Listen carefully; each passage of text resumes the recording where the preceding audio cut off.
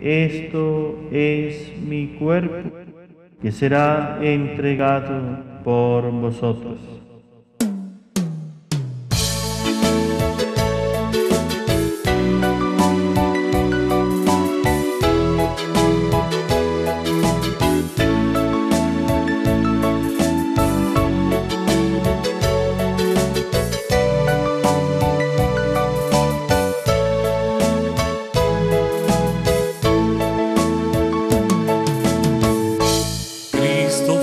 En el Calvario su dolor, amor y paz, cuerpo y sangre convertidos en el pan de la unidad, cuerpo y sangre convertidos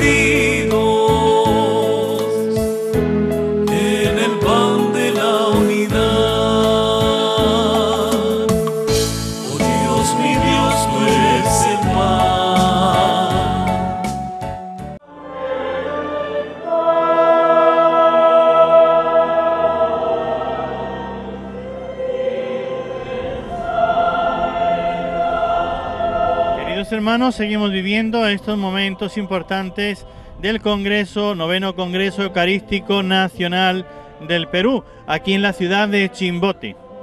En este día dedicado a la juventud, los obispos nos expusieron en esa reflexión teológica sobre viviendo la palabra, convocados a la mesa de la palabra.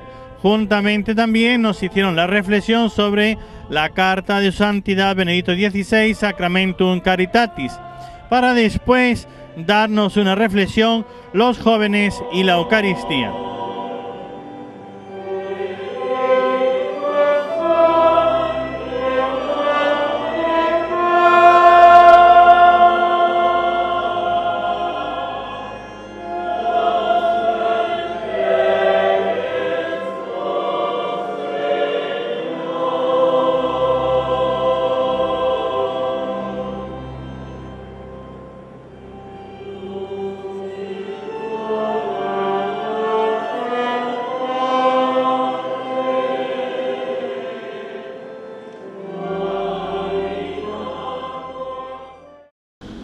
En primer lugar, quiero decirles que traigo el cariño, el afecto y una pequeña contribución monetaria también de mi pueblo de Honduras para las víctimas del terremoto.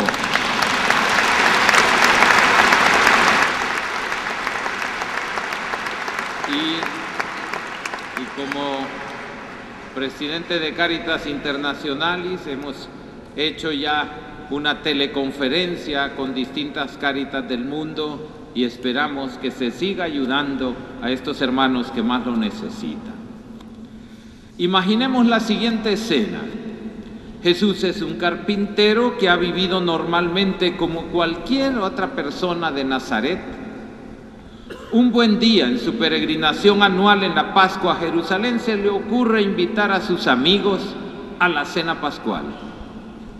Y con ello realiza la cena y tomando el pan les dice las siguientes palabras: esto es mi cuerpo que se entrega por ustedes, hagan esto en memoria mía. Después, tomando el cáliz, les vuelve a decir: esto es el cáliz de la nueva alianza sellada con mi sangre que se derrama por ustedes. Terminada la cena, Jesús regresó a Jerusalén y continuaba su vida como carpintero. ¿Creen ustedes que alguien hubiera comprendido algo? ¿Significarían algo las palabras de Jesús? Lo mejor que hubieran pensado sus amigos es que el Señor estaba desvariando, que estaba tomando la cena pascual demasiado en serio. No lo podemos comprender si no vemos toda su vida. Desde que Jesús nació, lo hizo para servir a los demás. Dice Simón que Jesús será luz para iluminar a las naciones y gloria de su pueblo Israel. Cuando comienza su vida pública, comienza sanando enfermos, expulsando demonios, enseñando una nueva doctrina, lleno de autoridad. Su preocupación principal será instaurar el reino de Dios entre los hombres y proclamar el año de gracia del Señor. Vamos a escuchar la palabra. Como en la sinagoga de Nazaret, Jesús nos presenta su programa de vida. El Espíritu del Señor está sobre mí, porque me ha ungido para anunciar a los pobres la buena nueva. Me ha enviado a proclamar la liberación a los cautivos y a dar la vista a los ciegos, a dar la libertad a los oprimidos y a proclamar un año de gracia del Señor.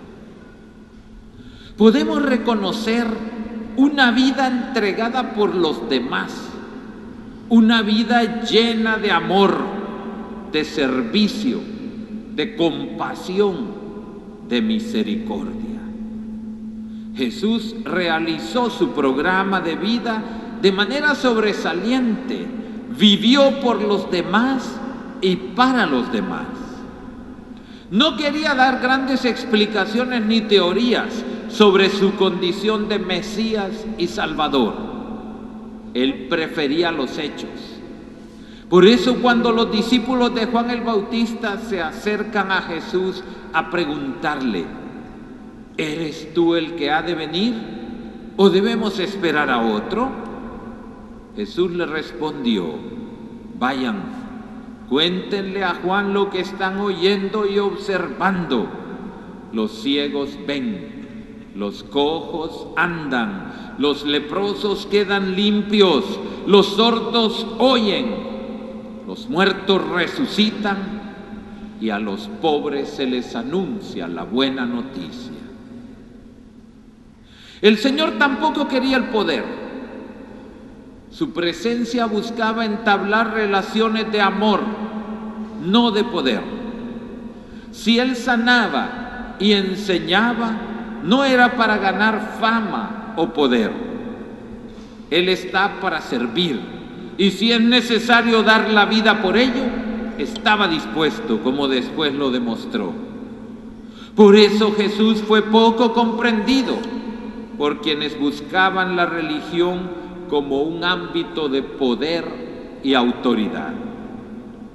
Los mismos discípulos se vieron en esta tentación del poder.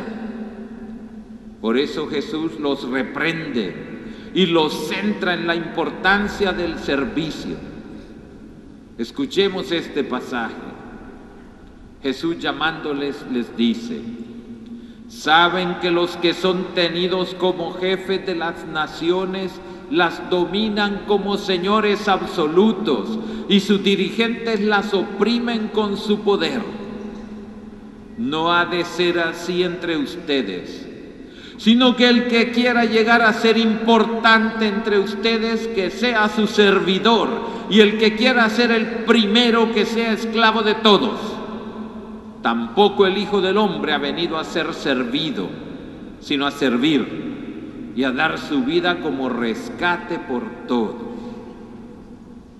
Podemos ver en estos textos cómo toda la vida de Jesús fue un continuo servicio, entregarse por los demás y al final llevar este servicio al extremo de morir por nosotros. Y ese testimonio de Jesús le va a servir a los apóstoles para comprender qué era lo que Jesús quería decir la última cena cuando habló de su cuerpo y de su sangre. Nos queda claro que las palabras de la última cena no se hubieran comprendido sin la vida de servicio, sin la vida de entrega que Jesús vivió entre el pueblo de Israel. Yo sé que estoy en medio de jóvenes que les encanta cantar y por eso vamos a cantar. Fíjense bien que es fácil y lo van a aprender muy rápido. Además es un coro que debe tener mucha experiencia. Que cada uno con lo que ha recibido se ponga al servicio de los demás. Los dones no son para esconderlos, sino para servir están. Que cada uno con lo que ha recibido se ponga al servicio de los demás. Los dones no son para esconderlos, sino para servir están. Quédense con eso ahí en el oído, que nos va a ir diciendo el Señor muchas cosas. Pensemos entonces en nuestras vidas y pensemos en la Eucaristía. Así como Jesús preparó el momento de la última cena con una vida de servicio, con una vida de amor por quienes le rodearon, así nosotros estamos también llamados a llevar a la Santa Misa nuestro esfuerzo diario o semanal de vivir en el amor. Sin este esfuerzo por tener una relación personal de amistad con el Señor Jesús, la misa puede reducirse a un rito vacío que no afecta la vida y que no afecta el corazón. Cada uno de nosotros, y especialmente los jóvenes, estamos llamados a traer los gozos y esperanzas, las luchas ganadas y perdidas, las preocupaciones y las alegrías. Toda nuestra vida está implicada en la misa. No pretende ser un momento por separado de nuestra realidad. Cuando lo vivimos así, parecería que Cristo vino a separarnos del mundo, de nuestras responsabilidades, que solo vino para darnos una paz que no nos compromete y una tranquilidad que no nos corresponde. Por eso, lo primero que tenemos que pensar como joven, cuando me acerco a la Eucaristía, ¿vengo a encontrarme con Cristo o vengo a cumplir con una obligación de una misa dominical? ¿Qué puedo ofrecerle a Jesús cuando tengo que celebrar la Eucaristía? ¿Cómo vivo mi relación con Él, con mi familia, en la escuela, en el trabajo, con mis amigos, con mis amigas? Podemos afirmar de nosotros mismos la frase que dijo el Señor: yo no he venido a ser servido, sino a servir. ¿Qué podemos cambiar para que así sea? Por eso, qué importante es que cada uno con lo que ha recibido se ponga al servicio de los demás. Los dones no son para esconderlos, sino para servir están. Ya sabemos que los signos son realidades físicas que nos comunican cosas, que nos comunican situaciones que no podemos ver. Fijémonos en algunos signos. Un semáforo en rojo nos indica que debemos detenernos. Un saludo y un abrazo nos indican amistad, cercanía entre las personas. Una calavera nos indica peligro, muerte. Un crucifijo nos indica y nos recuerda el inmenso amor de Dios por nosotros. Un beso refleja el amor que las personas tienen. Tenemos que establecer signos para comunicarnos. Así es el ser humano. Signos para comunicar sentimientos que llevamos dentro. En ese sentido, el Señor Jesús nos quiso dejar un signo que nos recordara cuánto nos amó y que nos permitiera no solo recordar, sino hacer presente sacramentalmente su misma persona. Podríamos decir que recordar la última cena fue la manera que Jesús eligió para decirnos desde toda la eternidad: te amo y quiero estar siempre contigo. Por ese motivo, en la Eucaristía recordamos su vida, la cual fue un continuo servicio, y su muerte, la cual fue el testimonio más grande de este servicio y de este amor por nosotros. De esa manera podemos comprender mejor el significado de la palabra Eucaristía, acción de gracias. En ella le decimos gracias a Jesús por su inmenso amor, gracias por su testimonio en la cruz, gracias por la vida que nos da. Esto suena muy bien. Sin embargo, muchas veces convertimos la Santa Misa en un rato aburrido, de poca participación, a veces de actos externos que no nos dicen casi nada. El peligro es convertir el gesto más grande de amor en una rutina que no expresa por ningún lado todo lo que Jesús quiso dejarnos. Por eso, vamos a oír otra vez la palabra, lo que los evangelistas nos narran al respecto para revalorar ese gesto de amor que Jesús nos dejó. Está en el Evangelio de San Lucas 22, 14, 20. Cuando llegó la hora, se puso a la mesa con los apóstoles y les dijo: he deseado ardientemente comer esta Pascua con ustedes antes de padecer, porque les digo que ya no comeré más hasta que haya su cumplimiento en el reino de Dios. Y tomando una copa, dadas las gracias, dijo: tomen esto y repártanlo entre ustedes, porque les digo que a partir de este momento no beberé del fruto de la vid hasta que llegue el reino de Dios.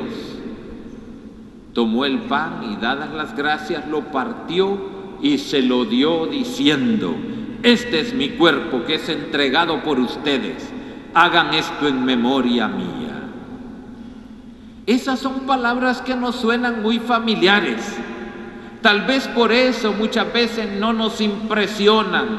Sin embargo, si las leemos con atención, nos damos cuenta del inmenso amor y la delicadeza que se reflejan por parte de Jesús antes de padecer. Jesús sabía que una prueba grande se acercaba en su vida. Conocía yo los planes de Judas y eso le hacía suponer que habría de sufrir ante las autoridades religiosas y civiles. Eso le da un ambiente muy especial a la cena. Sobre todo le da una profundidad a sus palabras. Jesús sabía que estaba entregando su vida, que sus palabras serían respaldadas posteriormente por sus acciones. Él no estaba hablando en sentido figurado, estaba entregando su vida, estaba derramando su sangre y lo hacía para alimentarnos. Este es mi cuerpo entregado por ustedes.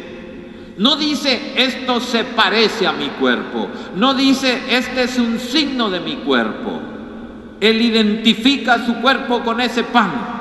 El pan es su cuerpo. A tal grado entendieron este hecho los primeros cristianos, que se les llamó antropófagos durante el primer siglo. Los acusaban de comer carne humana. Este cáliz es la nueva alianza sellada con mi sangre que se derrama por ustedes. La sangre representa la vida.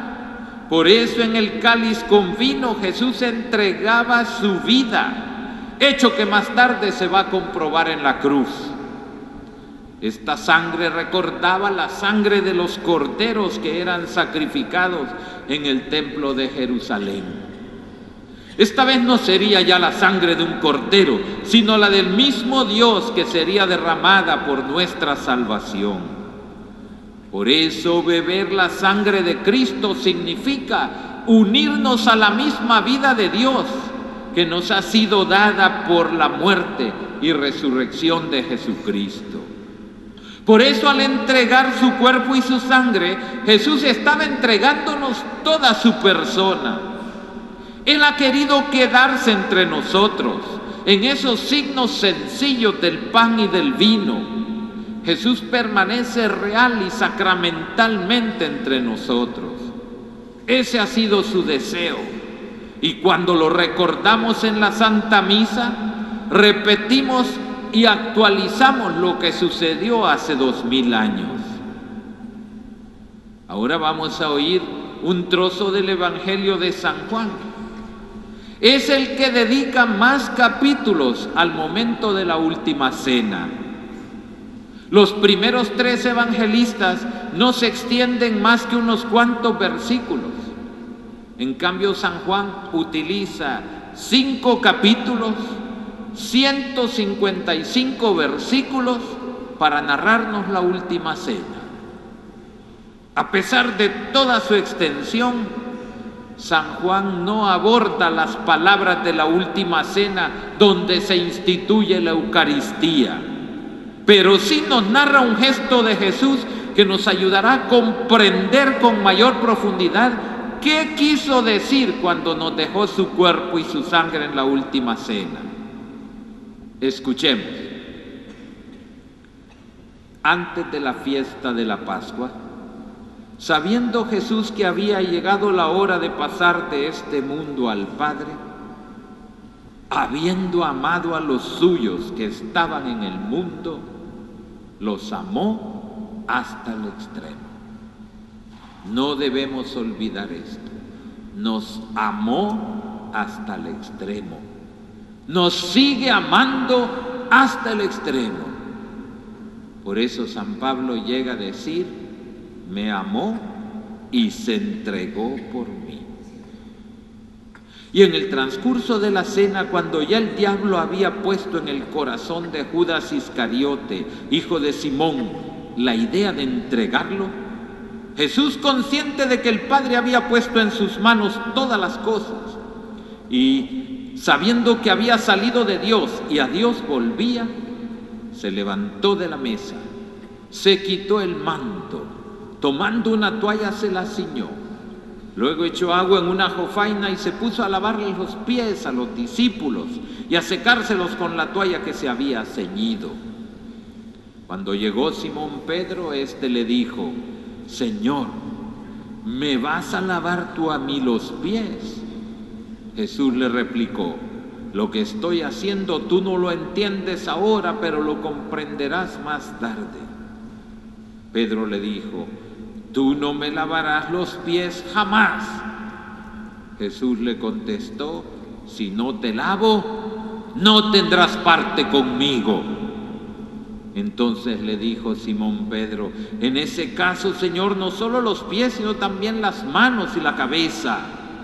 Jesús le dijo: el que se ha bañado no necesita lavarse más que los pies, porque todo él está limpio, y ustedes están limpios, aunque no todos. Como sabía a quién lo iba a entregar, por eso dijo: no todos están limpios. Cuando acabó de lavarle los pies, se puso otra vez el manto, volvió a la mesa y les dijo: ¿comprenden lo que acabo de hacer con ustedes? Y esa pregunta la debemos tomar todos, especialmente ustedes, mis queridos jóvenes. Cada vez que tenemos la dicha de celebrar la Santa Eucaristía, ¿comprendemos lo que el Señor hace por nosotros? Ustedes me llaman maestro y lo soy, pero si yo, que soy el maestro y el Señor, les he lavado los pies, también ustedes deben lavarse los pies los unos a los otros. Les he dado el ejemplo para que lo que yo he hecho con ustedes, también ustedes lo hagan. Sabemos que lavarle los pies a los participantes le correspondía al esclavo de la casa. Incluso los esclavos judíos estaban exentos de esa tarea tan humillante para ellos. Por ese motivo, cuando Jesús se puso a lavarles los pies a los discípulos, ellos se sorprendieron tanto. el maestro lavando los pies. Ese fue un gran gesto de Cristo que nos ayuda a comprender la Eucaristía. Jesús se queda en la Eucaristía porque desea lavarnos, porque desea alimentarnos. En una palabra, porque desea amarnos hasta el extremo. El lavatorio de los pies nos hace comprender también que Jesús pasó su vida sirviendo, amando, sin importar a quién. Y por lo mismo sus palabras en la última cena tomaron tanto sentido. Repitamos: que cada uno con lo que ha recibido se ponga al servicio de los demás. Los dones no son para esconderlos, sino para servir están. Los discípulos comenzaron a comprender que Jesús se quedaría con ellos cada vez que recordaran la cena. Por eso eligió ese signo para mostrarnos su amor. Como todo enamorado, creó este signo para decirnos cuánto nos amaba. Por eso la Eucaristía no puede ser un rito vacío, no puede ser un recuerdo de algo pasado. La Eucaristía es el signo del amor más grande de Dios por nosotros. Es el abrazo de Cristo a quienes Él ha amado con locura. Es la expresión más profunda de su deseo de hacerse uno con nosotros. Es la voluntad de un enamorado que no se quiere separar de aquellos a quienes ama. Pero atención, la Eucaristía está muy lejos de ser simplemente un gesto sentimental. Es un gesto de compromiso hasta el final, sellado con la misma sangre de Jesús. En la cruz, Él dio testimonio de ese inmenso amor. Por ese motivo, la última cena y la cruz no se pueden separar. Pensemos entonces, mis queridos jóvenes, que Jesús ha preparado un gran banquete para nosotros. No solo nos compró un regalo, Él mismo se hizo el regalo. Se ha preparado por siglos para estar con nosotros, para compartir su vida con nosotros. Sin embargo, estamos tan ocupados, tan metidos en nuestras cosas, tan llenos de internet y de televisión, que no somos capaces de comprender el gran amor que Dios nos tiene. ¿Cuántos jóvenes no se sienten solos, desubicados, ignorados, fuera de lugar, perdidos, sin rumbo, incapaces de ser amados? Todo porque no saben dónde está Jesús.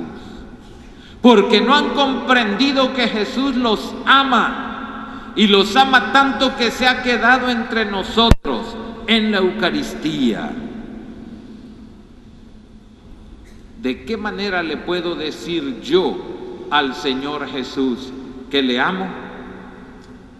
¿Mis gestos de amor son puro sentimentalismo o están respaldados con mis obras, con mi testimonio, con la manera de ser, con la manera de actuar?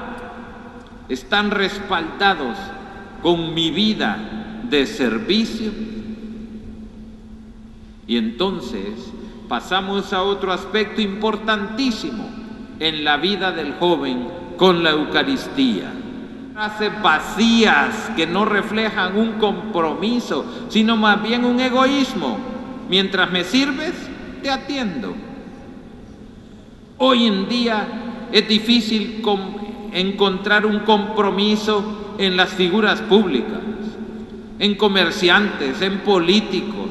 Encontramos un hambre de producir, de usar a las personas, pero no de comprometerse con ellas. Se nos invita a gastar, se nos invita a votar por ellos, pero difícilmente vamos a encontrar una preocupación real, un compromiso personal y solidario con quienes los apoyaron o compraron sus productos. Encontramos comunidades con medios ambientes destrozados por compañías que estaban más interesadas en sus productos que en las personas que los rodeaban. También encontramos colonias que por años permanecieron sin agua, sin drenajes, sin luz, porque el líder ya no los necesitaba una vez que votaron por él. De esa manera, las palabras van perdiendo fuerza cada día más. Ahora se exige un contrato, se exigen papeles firmados, se exige dinero para asegurar un trato entre dos personas. Inclusive entre los jóvenes, las palabras tienden a perder su fuerza. La mentira a la familia, la mentira al maestro, la mentira al amigo o a la amiga, la escuchamos con mucha frecuencia. Promesas que se quedan en el aire, propósitos que se olvidan al siguiente día, compromisos que no pasan de ser buenos deseos. Pero atención, hubo alguien que supo guardar su palabra aunque le costó la vida. Jesús prometió amarnos y lo cumplió hasta la cruz. Pasó su vida sirviendo, prometió amarnos hasta el punto de dar su vida por nosotros y lo cumplió cuando se le pidió fidelidad. Él nos enseñó a vivir con fidelidad nuestros compromisos, a cumplir la palabra que hemos prometido. Su testimonio en la cruz es el sello de su amor. Esa es la palabra silenciosa que grita a todo el universo que el amor se puede vivir hasta la muerte, que las palabras se pueden cumplir con la vida.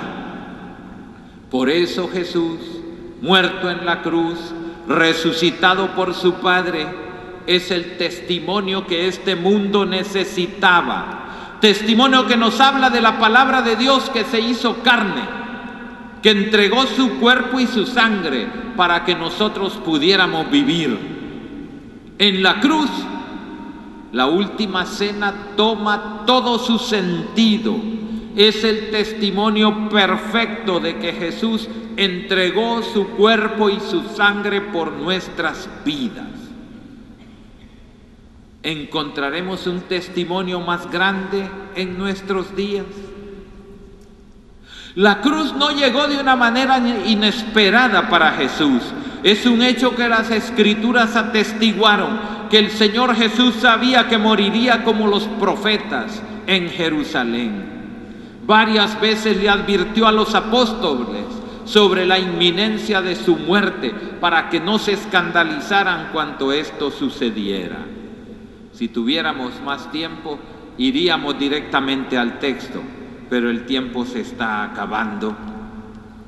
Y entonces, los jóvenes de hoy son muy sensibles ante los antitestimonios.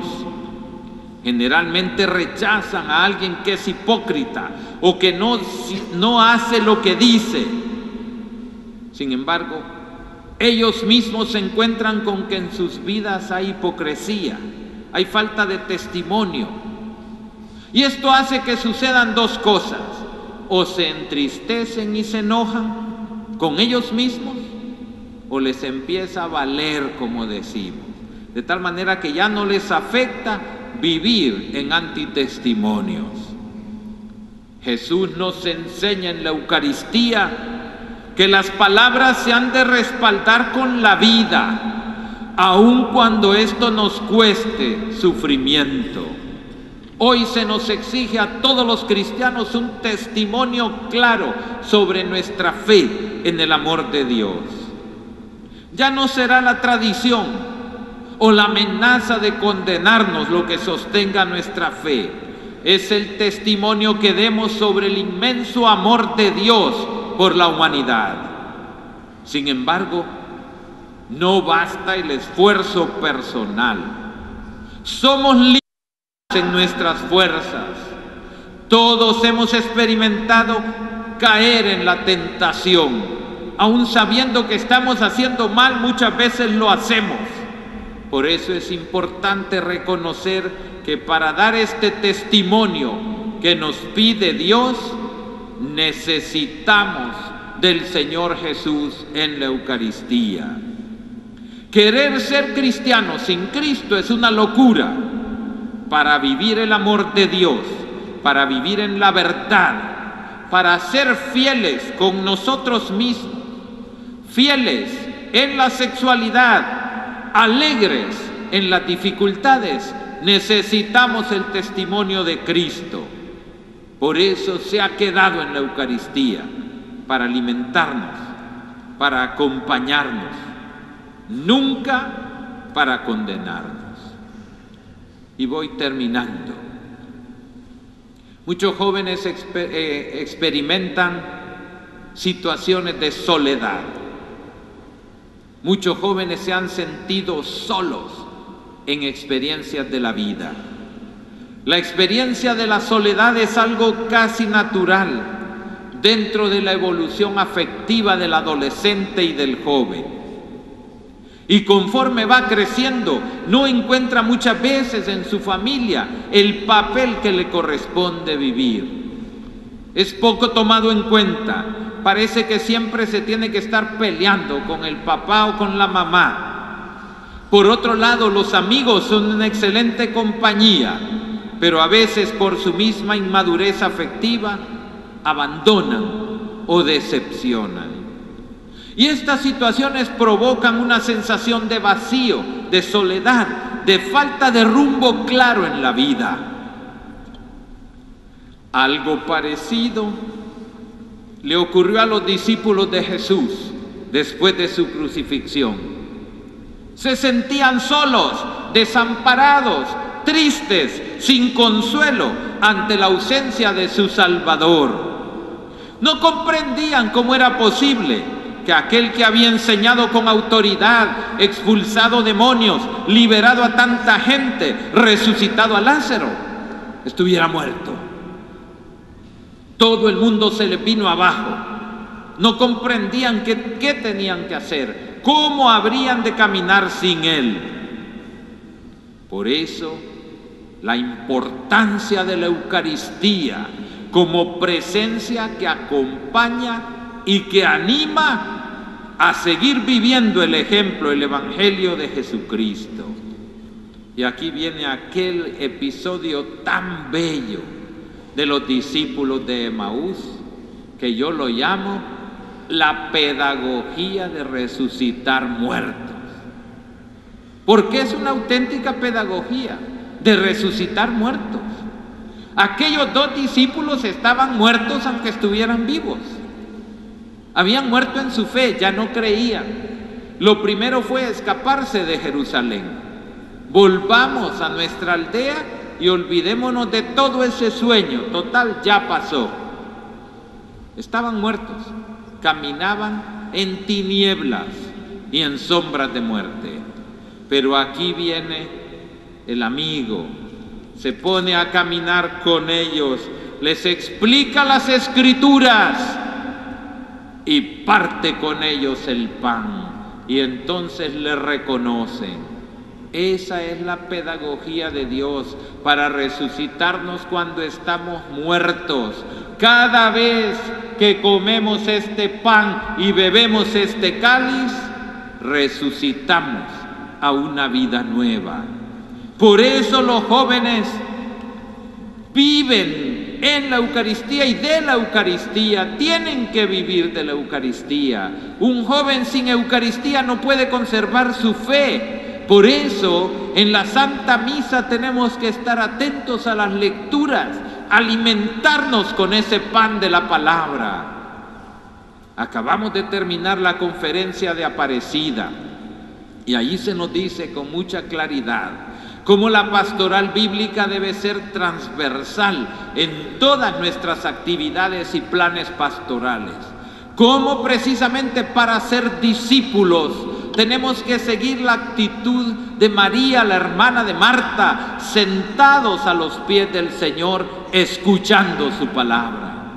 La pregunta es, ¿cuánto tiempo tenemos para escuchar al Señor? Si tuviera tiempo les hablaría de experiencias muy bonitas con juventud sobre la escucha de la palabra. Pero hagan sus cuentas, mis queridas jóvenes, mis queridos jóvenes. ¿Cuánto tiempo tienen a la semana para escuchar la palabra de Dios? Si van a misa, si hay buen equipo de sonido como aquí, si los lectores proclaman bien y el que hace la homilía la hace bien, tal vez 25 minutos.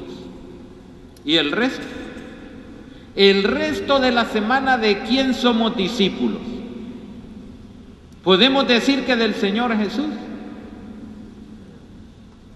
Ahí está la pregunta. Por eso es la Santa Eucaristía Dominical es indispensable si el joven quiere conservar su fe, si quiere verdaderamente alimentarse, si no quiere morir de anemia espiritual.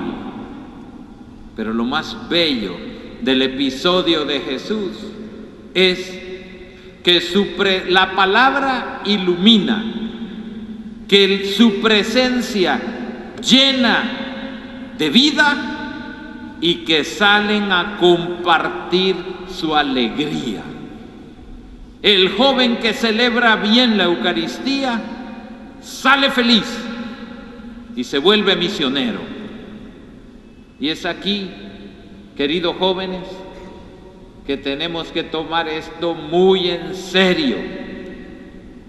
La conferencia de Aparecida nos pide que seamos discípulos y misioneros. Pero alguien que tiene su corazón frío, apagado, enfermo, no puede ser un misionero. Y hoy día estamos enfermos del corazón. Pero no estamos enfermos de colesterol, ni de triglicéridos, ni de ninguna de esas vainas. Estamos enfermos de insuficiencia cardíaca misionera. ¿Saben lo que le pasó a San Pablo un día que se sintió mal? Se fue al cardiólogo, le pusieron el estetoscopio. ¿Y qué escuchó? No escuchó esto. ¿Cómo latía el corazón de San Pablo? ¡Ay de mí si no evangelizo! ¡Ay de mí si no evangelizo! ¡Ay de mí si no evangelizo!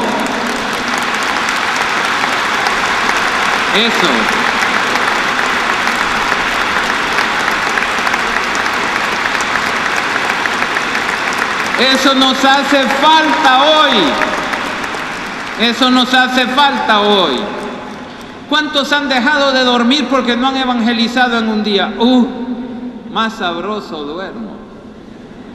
Estamos enfermos del corazón misionero. Por eso San Pablo fue como fue.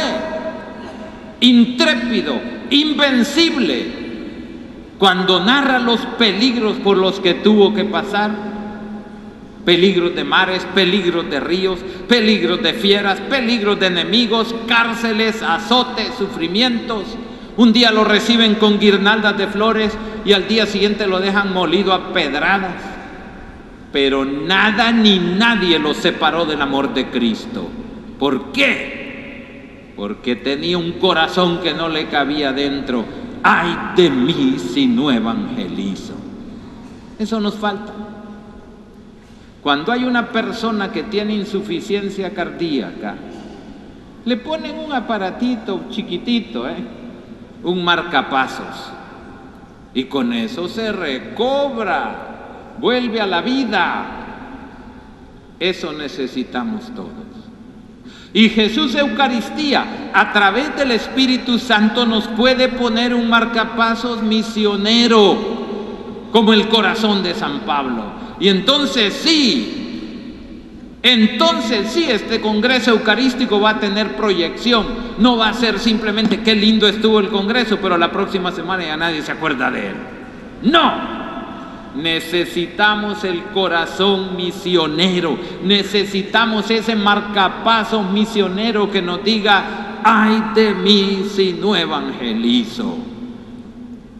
Eso lo puede hacer la Santa Eucaristía. Por eso el joven y la Eucaristía caminan juntos. Y entonces, sí, vamos a terminar así repitiendo. Vamos a ver. ¡Ay de mí si no evangelizo! ¡Ay de mí si no evangelizo! ¡Ay de mí si no evangelizo!